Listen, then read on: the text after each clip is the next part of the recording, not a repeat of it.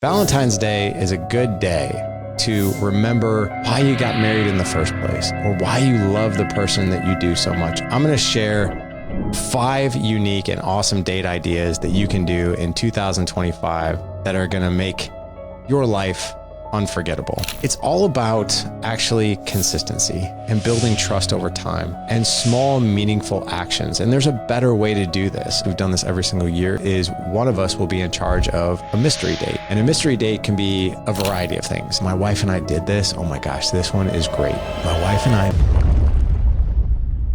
What's up, gentlemen? It is that day. Welcome to the Dad Edge podcast. I'm Larry Hagner, your host and founder of this podcast, this show, and movement. This is where we break down all the tools, all the skills, the mindset. This is where we extract information from experts to help us be better men, better husbands, better fathers. We only get one shot at this whole thing called fatherhood, called marriage, and all these different things that we're doing. So, hey, we got to make it the best ever. In order to do that, we got to learn skills. And today, well, it is that day. It is, quite frankly, my least favorite day of the year, to be honest, because it causes so much stress, it causes so much confusion, and let's just face it, awkward flower deliveries on this day. And that is called Valentine's Day. Valentine's Day is like the Super Bowl of relationships. The pressure is on, the stakes are high, and just somehow, some way, we are expected to score like this massive touchdown in a heart-shaped box and maybe a stuffed teddy bear to go along with it. Spoiler alert, actually, though, that teddy bear is not nearly as charming as we think it is. So here's what we're going to be talking about today. We're going to be talking about the good stuff and how Valentine's can actually bring couples closer together. And it's a great reminder to show each other love, but we're also going to tackle the landmines that Valentine's Day ensues. The misleading expectations, the overpriced roses, the terrible idea of trying to make up for 364 other days out of the year, forgetfulness and with an over the top gesture. And by the way, spoiler alert, it does not work. So I'm not a big fan of Valentine's Day, and I don't think a lot of people out there are, but it is a cool day to celebrate. It's a cool day to remind ourselves and our spouses, how thankful we are for them. But here's the thing. I'm not going to leave you guys hanging. I'm going to share 5 unique and awesome date ideas that you can do in 2025 that are going to make your life unforgettable, your life and with your wife unforgettable. These things are not going to break the bank. They're not going to break your sanity. So grab a pen, take some notes, and let's make this day, Valentine's Day, a good one, because it's not just about today. There are 364 other days in the year that we can show love, that we can show gratitude, that we can show affection, appreciation, all these different things. So let's make sure we do it for the right reasons. So let's just dive right in. So Valentine's Day, let's talk about the good first. Valentine's Day is a good day to remember why you got married in the first place or why you love the person that you do so much. It's a day that we can reflect upon, just productive pause. We can write a note and a card. We can give a gift and all that different stuff, but it gives us a day and a productive pause to just appreciate the other person, to show that we care, to show that we love them, right? It also is a great time to reflect on the joy that we have with each other, the thoughtful gestures, a way that we can show each other love. It's a dedicated day throughout the year that we can show each other how much we appreciate each other and how much we love each other. But it's also misleading. It's also very, very misleading because, number one, Valentine's Day is kind of over commercialized. One of my most favorite stand-up comedians is Jim Gaffigan, and he talks about holidays and how kind of ridiculous they are. He's like, who even thought up of Christmas? It's let's cut down that tree and bring it inside. Let's take these lights and put them outside. Let's hang some socks from the mantle and stuff them with candy. But he talks about Valentine's Day as Valentine's Day is the holiday of overpriced cards and roses. And it's funny because that's kind of what it is. And this is the time of year too. This is the day where a lot of people go over the top. They'll go just over the top, almost we try to make up for lost ground throughout the year. It's oh man, I really need to show her or him how much I care about her or him, right? By by doing something huge or grandiose, right? Because man, I really haven't done that good of a job for like a year, right? So the misconception is that we have to like do something huge, do something over the top. And I'll tell you, number one, that puts a lot of pressure on us, right, as men to do something over the top. But here's the other thing too. Our women, I don't really think that they truly appreciate it. I'm not saying that as a dig on our wives.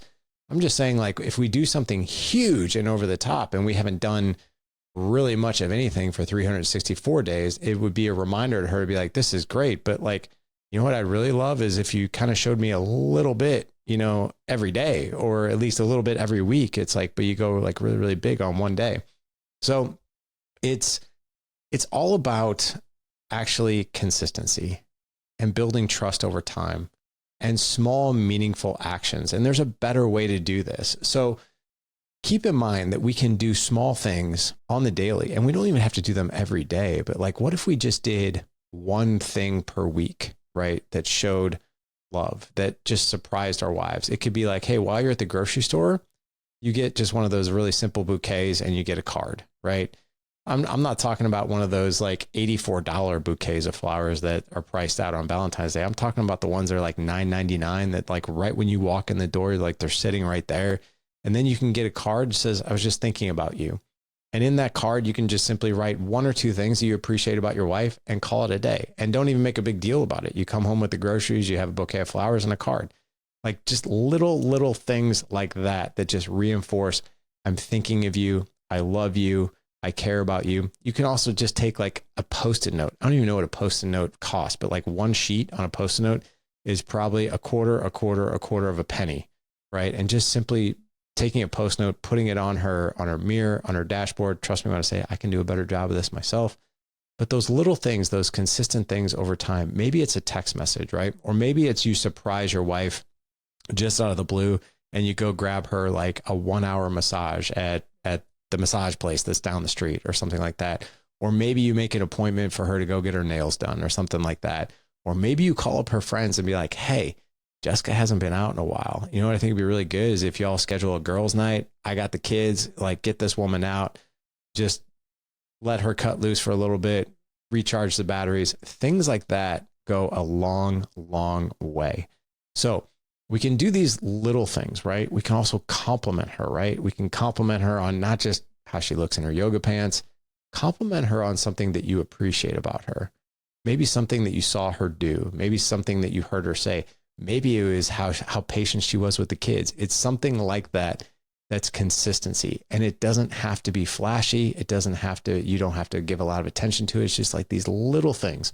I'm sure many of you guys have heard of the term a death of 1,000 cuts, right? So these tiny little things that just add up over time, that stress us out, and finally we explode. Well, we can do the same thing by showing our love and appreciation to our wives, but it's not death of 1,000 cuts. It's more like 1,000 acts of love, right? Over time, tiny, tiny little things that we can do. So I know I promised you guys 5 things that you can do to just make 2024 just unforgettable. And I'm going to be doing some of these things myself.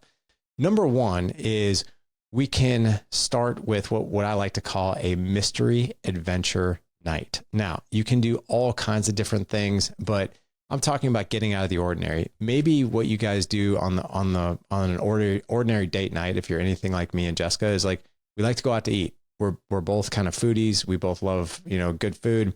So like we'll go out to eat. But I'll tell you, like over time that gets repetitive and there's not a whole lot of variety in that. So what we will do, and we've done this in the past, we've done this every single year, is one of us will be in charge of a mystery date. And a mystery date can be a variety of things. It could be like, hey, we're going to a comedy club tonight. Or, hey, I bought tickets to your favorite artist. We're going to this concert, surprise. It's going to be amazing. We're also going out to dinner, and hey, we're turning it into a staycation as well. It can also be like something where you go paint together. My wife and I love going to this place that's local to us called Painting with a Twist. It's so much fun. And you can actually do it as a date night. You can also do things like an escape room, right? You can also take dancing classes. I did that a couple of years ago. It was hilarious. We laughed our asses off while we did it. But we took a few dancing classes, and then we ended up buying, I think it was 15 classes, and we were terrible and we weren't that great at it. And we just laughed the whole time, but that wasn't the goal. The goal wasn't to become like some champion ballroom dancer. It was just to do something fun and different, and just to, quite frankly, just to laugh at ourselves. You can also do something like take your wife to one of my clients suggested this. Go rent an Airbnb in your area that's unique, like just something that's unique. They're everywhere. Airbnb is one of my favorite websites. It'd be awesome if they actually sponsor the podcast, because like we could really point you guys in the direction of some like really unique places. But you can click that button for like, I think it's called unique places or different types of houses or whatever it is, but just something outside the box where you just stay at a different type of place, a different environment, just to be adventurous, just to have some variety. Again, it doesn't have to break the bank, but you can do that. Also, that leads me to my next suggestion, which is a staycation. Not all of us have the time and the resources to go out of town for a week. I mean, while that'd be nice to fly to Hawaii for a week, but if you got 4 kids and 4 active sports and full-time school and everything that we've got going on, you don't necessarily have the bandwidth for that. So what you can do is you can do a staycation. You can do that at a hotel. You can do that at an Airbnb. You can do that at a VRBO, which is basically the same thing. But you can make it kind of a night of it. You could be like, hey, we're going to go out to dinner. We're going to do a wine tasting. And right down the street, there's this incredible Airbnb, or there's this hotel, or there's a unique place where we're going to stay. And you can stay there, just come back the next day. Just something different, just something where you actually have 24 hours to be with your wife and just to enjoy each other and reconnect. The other one is, my wife and I did this. Oh my gosh, this one is great. My wife and I made a list of 20 bucket list dates. And this goes back a couple years. And I think we've crossed off the list about 8 of them so far. But it can be things of like, you could go hiking in the mountains, right? You can go skydiving. Oh my God, my boys want to do that with me. For all you guys out there who skydive, like, y'all got some balls of steel, because I just don't know if I can do it. I'll be honest, but that's something you could do. Another thing that you could do is, like, one of our bucket list things is we want to take a cooking class together. I know that's like bucket list, but like, how cool would it be to learn how to make different foods and meals and that kind of thing together, just to kind of get you outside your comfort zone. Another bucket list item, my wife and I love to travel. So, one of these days, I'm not sure when, we'd like to go overseas. We'd like to go to Italy. We'd like to go to Europe. We haven't done that yet, but one of these days we are going to do it, but it's on our bucket list. But you can actually, here's the cool thing. You can actually make a date and create your bucket list. So you can go out on a date and create your bucket list. That rhymes, right? So the whole theme of your date night is, let's just imagine. Let's imagine some really cool things that we can do together. And the cool thing about creating your bucket list of adventures is, well, now you have a target. Now you have things that you can go do, right? So here's another idea. I'm dying to do this with Jessica, but I haven't done it yet. And that's because where we did this is about 2.5 hours away. But one of these days we're going to do it, is recreate our very first date. So like, we met in college, and we met down in Cape Girardeau, Missouri at Southeast Missouri State. And I'll never forget it. I literally took her to Applebee's.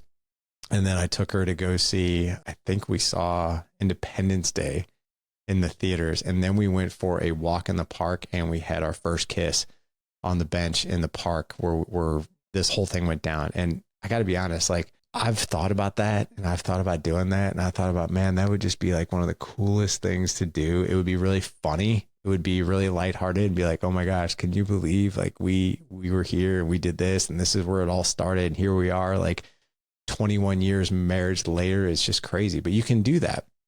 You can also do something like do seasonal dates. My wife and I have done this over the past couple of years, and they're so much fun.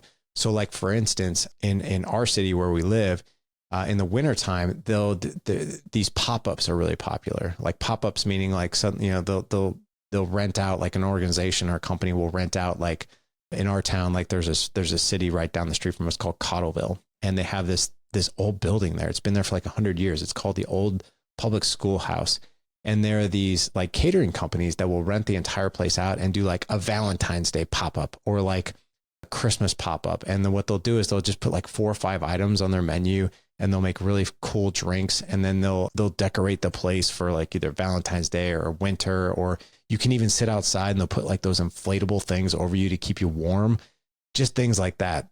In the springtime, we'll do things like we'll go to a botanical garden, just to see like the different flowers and just, the different plants, and like you walk around, everything's beautiful, just things like that. You can also do things like go skiing if your local spot's got skiing, right?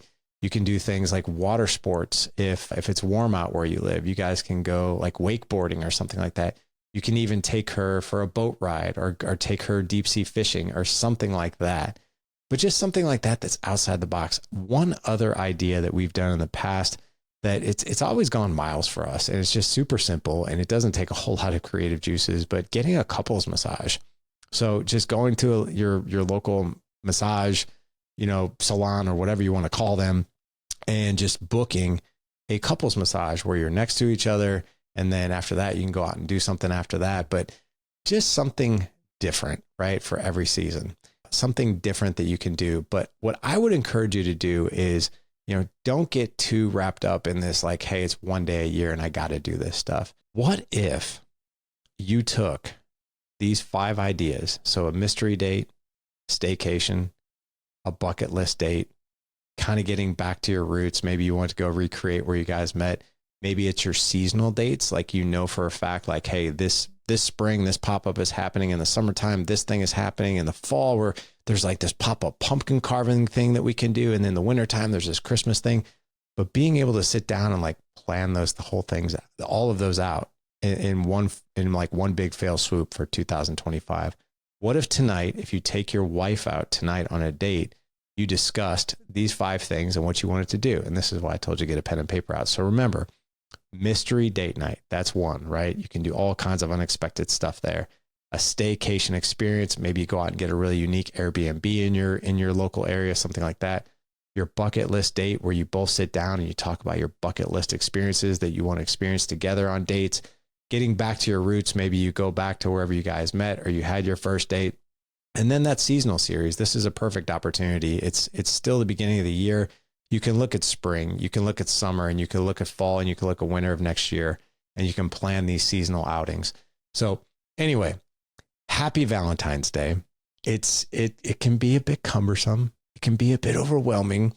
It can be crazy expensive because the stores love to hike up the prices on everything that you're going to go out and buy. But this is also a great opportunity to plan the rest of your 2025.